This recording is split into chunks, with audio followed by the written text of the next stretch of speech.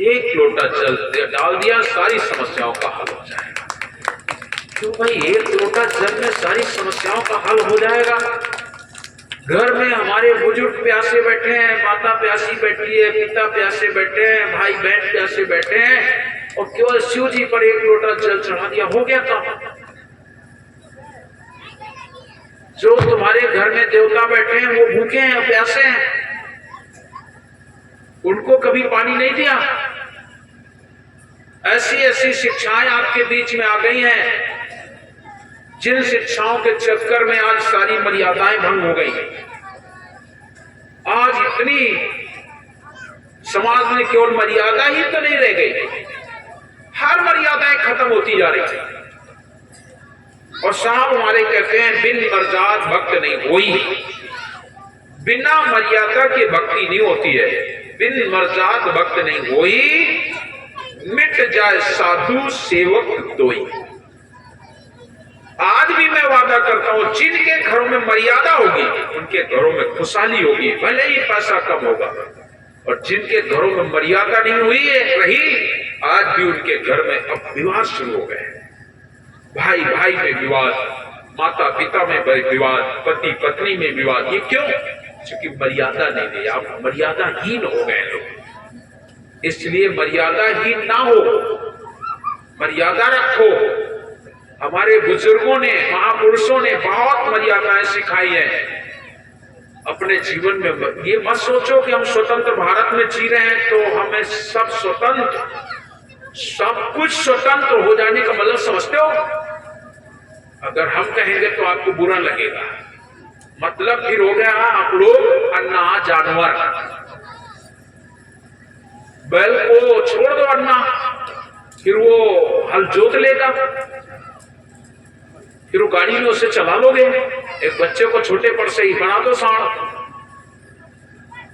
फिर उसके ऊपर हल चला लोगे,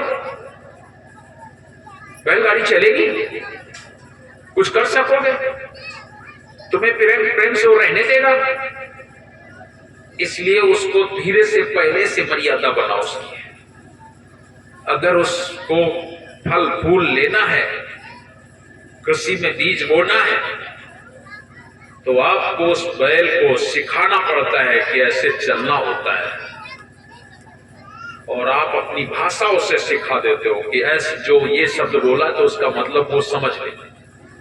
घर परिवार में भी हमारे बुजुर्गों का एक अनुशासन होना चाहिए। जिस घर परिवार में अनुशासन नहीं रह गया, वही घर आज ज्यादा बर्बाद है। अपने जीवन में अनुशासन आना बिल्कुल आवश्यक है। बच्चों पर अनुशासन जरूर लाओ। घर परिवार में बैठना है तो अनुशासित रहना चाहिए। लेकिन आज समाज बिखरता जा रहा है, और इस बात को आप लोगों को चिंता है कि नहीं है, लेकिन जो बड़े बड़े महापुरुष हैं उन्हें नित्य की चिंता यही है कि समाज हमारा जा कहां रहा है, जा कहां रहा है। आज तो आप लोग, राजनीतिकरण हो गया है समाज का। आप तो एकदम भौतिक युग तो चल ही रहा है, राजनीतिकरण भी हो गया। एक घर में 3-3 पार्टियां घुसी बैठी।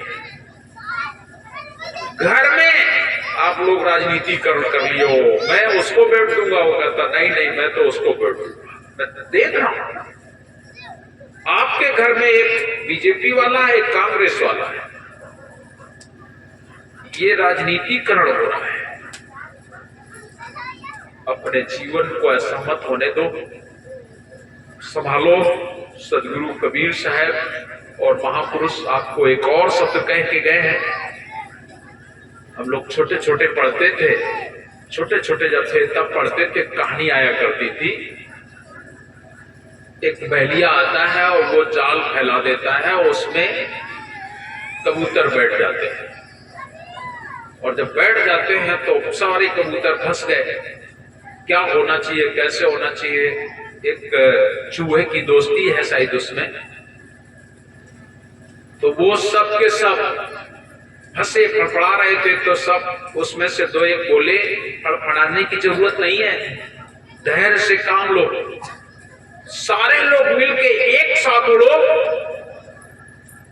हम इससे सफलता पा सकते हैं। और वो सारे के सारे कबूतर एक साथ उड़ करके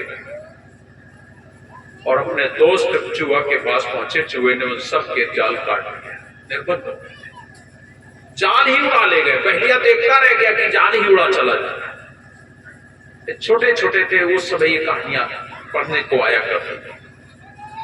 उन कबूतरों में इतनी बड़ी सामर्थ हो गई वो जाल ही उड़ा ले गए। मतलब समझ रहे हो?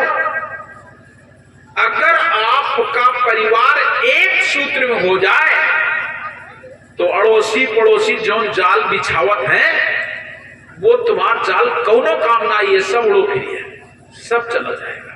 केवल तुम एक सूत्र में जाओ, किसी और को मत संभालो, अपने परिवार को संभालो।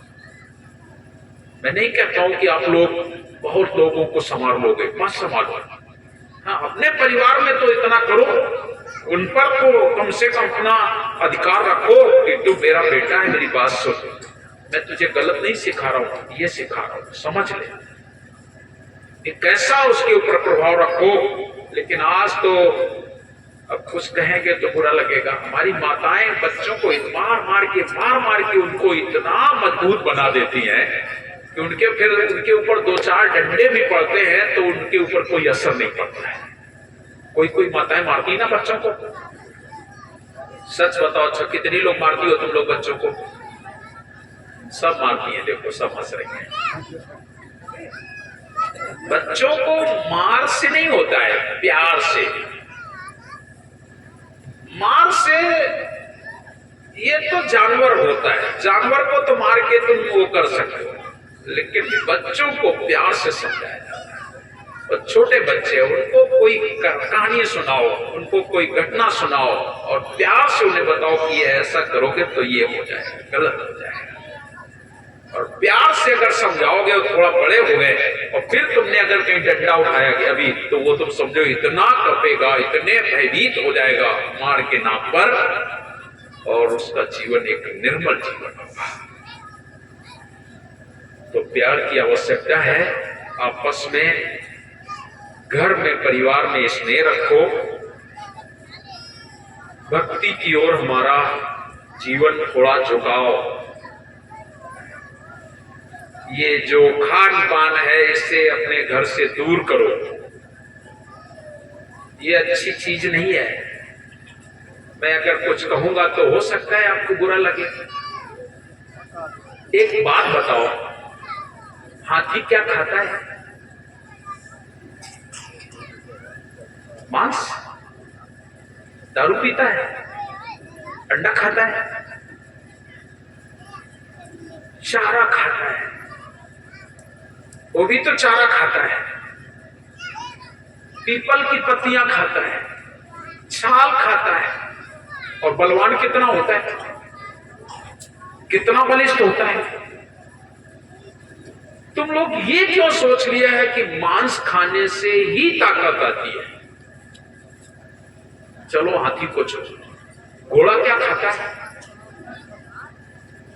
पूरे विश्व में घोड़ा ही एक ऐसा जानवर है जिसकी ताकत से आज मशीनें बनी हैं।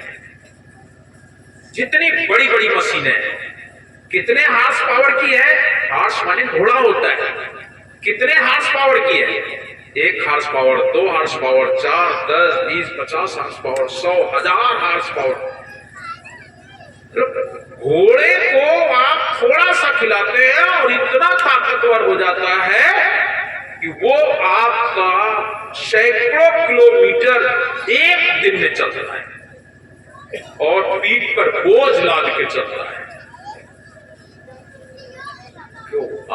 अंडा खाता है, दारू पीता है, मांस खिलाया जाता है क्या? अरे घोड़े को चना केवल खिलाते रहो, देखिए कितना टापता है।